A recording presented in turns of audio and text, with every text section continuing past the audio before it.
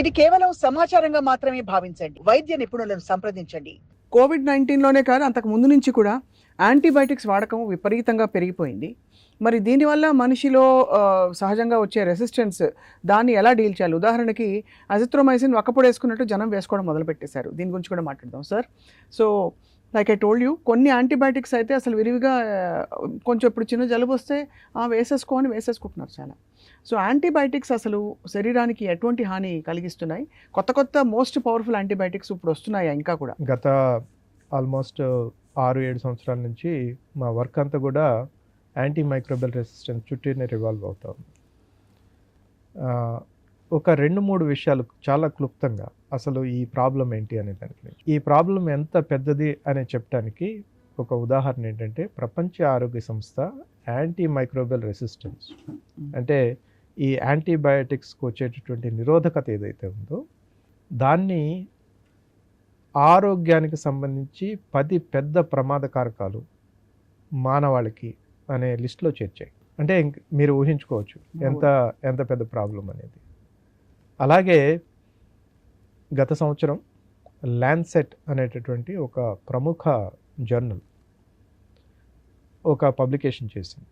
అది ఆల్మోస్ట్ ఒక 7-8 సంవత్సరాలు డేటాని పరిశోధించి ప్రపంచవ్యాప్తంగా ఉండేటటువంటి పలు శాస్త్రవేత్తలు అలాగే వరల్డ్ హెల్త్ ఆర్గనైజేషన్ సంయుక్తంగా ఈ డేటాను తయారు చేసి వాళ్ళు పబ్లిష్ చేయడం జరిగింది.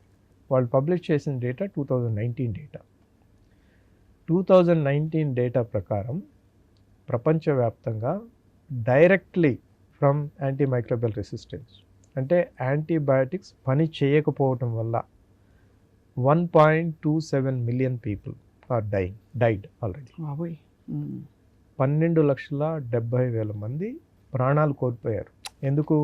వాళ్ళల్లో ఏ రకమైనటువంటి యాంటీబయాటిక్స్ పనిచేయక, వాళ్ళల్లో వచ్చినటువంటి ఇన్ఫెక్షన్ని ట్రీట్ చేయడానికి అవకాశాలు లేక డాక్టర్లు చేతులు ఎత్తేయాల్సినటువంటి పరిస్థితి వల్ల చనిపోయారు.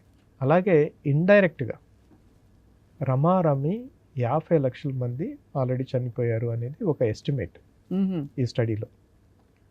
డైరెక్ట్గా 12,70,000 మంది, ఇండైరెక్ట్గా ఇంకొక 50 లక్షల మంది చనిపోయారు అనేది దీని యొక్క సారాంశం. అలాగే ఈ స్టడీలో అలాగే యూకే ఎకనమిస్ట్ చేసినటువంటి స్టడీస్ ప్రకారం గ్లోబల్ జీడిపి అంటే ఇది కనుక ఇలా మనం అడ్డుకట్ట వేయకుండా ఇలాగే కనుక ఎస్కలేట్ అయ్యేటట్టయితే ఈ యాంటీమైక్రోబియల్ రెసిస్టెన్స్ 2050 సంవత్సరానికి ప్రపంచవ్యాప్తంగా జీడిపి 3.7% క్షీణిస్తుంది. Which is equivalent to few trillion dollars. బాబోయ్, అంత పెద్ద ఉత్పాతాన్ని ఏది ఆరోగ్యంలోనే కాదు ఈవెన్ ఎకానమీలో కూడా సృష్టించడానికి, అంటే ఒక పెద్ద సునామీ లాంటిది సృష్టించడానికి అవకాశం ఉంది. ఇది ఒకటే కాదు, 23 లక్షల మంది డైరెక్ట్గా యాంటీమైక్రోబియల్ రెసిస్టెన్స్ వల్ల ఉద్యోగాలు కోల్పోవాల్సినటువంటి పరిస్థితి వస్తుంది. అంటే నిరుద్యోగం పెరుగుతుంది. అలాగే global meat production, livestock reduction would be 2.3% అన్నారు. 2.3 to 10%. అంటే డిఫరెంట్ కంట్రీస్లో డిఫరెంట్గా ఉండొచ్చు.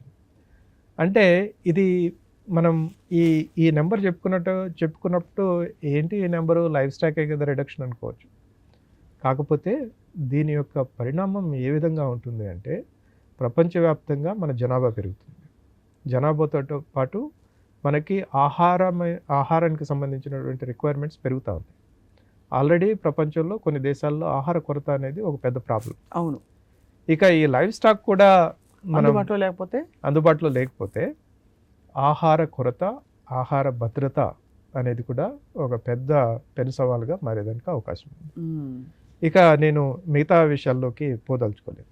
ఇంత సంక్లిష్టమైనటువంటి పరిస్థితి, ఈ సంక్లిష్టమైనటువంటి పరిస్థితిని మనం తక్షణమే అడ్రస్ కనుక చేయకపోయేటట్టయితే మనం అందరం కోవిడ్ కంటే కూడా పలు రెట్లు ఎక్కువగా ఒక విపత్కర పరిస్థితికి వెళ్ళిపోతాం. జస్ట్ టు గివ్ స్టాటిస్టిక్స్ అండి, 2050 కల్లా ఇది ఇలాగే ఎస్కలేట్ అయ్యేటట్టయితే ప్రతి సంవత్సరం 1 కోటి మంది ఈ యాంటీబయాటిక్స్ పనిచేయకుండా చనిపోతారు. 1 కోటి మంది ప్రపంచవ్యాప్తంగా ఈ యాంటీబయాటిక్స్ పనిచేయకుండా చనిపోయేదానికి అవకాశాలు చాలా మెండుగా ఉన్నాయి అనేటటువంటిది ఒక రకంగా చాలా pessimistic kind of scenario. And ఇది కూడా మనకి చాలా దేశాల్లో మనకి గణాంకాలు సరిగ్గా ఉండవు. ఇది మనకి అందుబాటులో ఉండే గణాంకాలతో వస్తున్న అంచనాలు. అబ్సల్యూట్లీ. అది ఇంకొకటి ఏంటంటే just to give a comparison అండి, మనకి ప్రపంచవ్యాప్తంగా కార్డియోవాస్కులర్ డిసీజెస్ తోటి మన ఎస్టిమేట్స్ ప్రకారం, ప్రపంచ ఆరోగ్య సంస్థ ఎస్టిమేట్స్ ప్రకారం 7.3 మిలియన్ అంటే 73 లక్షల మంది చనిపోతున్నారు. ఓకే, అలాగే మిగతా డిసీజెస్ అన్నీ కలుపుకుంటే కూడా ఫ్యూ మిలియన్స్ అంటే 5 మిలియన్స్ 3 మిలియన్స్ అట్లా ఉన్నాయి. ఒక్క యాంటీ మైక్రోబియల్ రెసిస్టెన్స్ వల్లనే 1 కోటి మంది చనిపోబోతున్నారు, అంటే 10 మిలియన్ పీపుల్. మోర్టాలిటీ విషయంలో నెంబర్ 1 కారకం అవ్వబోతుంది. బాబోయ్, చాలా భయానకంగా ఉంది సార్. సో కాబట్టి మనం తక్షణమే good thing is lost year నేను జర్మనీలో ఉన్నప్పుడు G7 countries they came with a declaration. మనకి మొన్ననే జరిగినటువంటి మన భారతదేశం ఆధ్వర్యంలో జరిగినటువంటి G20లో కూడా దీని గురించి ఒక పెద్ద ఎత్తున చర్చ జరిగింది. మీరు ఢిల్లీ డిక్లరేషన్ కనుక చూసేటట్టయితే సెప్టెంబర్లో వచ్చింది. ఇది 20 దేశాల అధినేతలు అలాగే 10 ఆహ్వానిత దేశాలు సంయుక్తంగా ఆ రోజు సైన్ చేసినటువంటి డిక్లరేషన్లో కూడా ఈ యాంటీ మైక్రోబియల్ రెసిస్టెన్స్ అనేది ఒక పెను ప్రమాదం, ఆరోగ్యానికే కాదు అన్ని రంగాల్లో దీని యొక్క ప్రభావం ఉండబోతుంది. కాబట్టి దీని గురించి మనం తక్షణమే చర్యలు తీసుకోవాలని నాయకులు, ప్రపంచ నాయకులు చెప్పారు. కాబట్టి కొంత అయితే పాజిటివిటీ రైట్.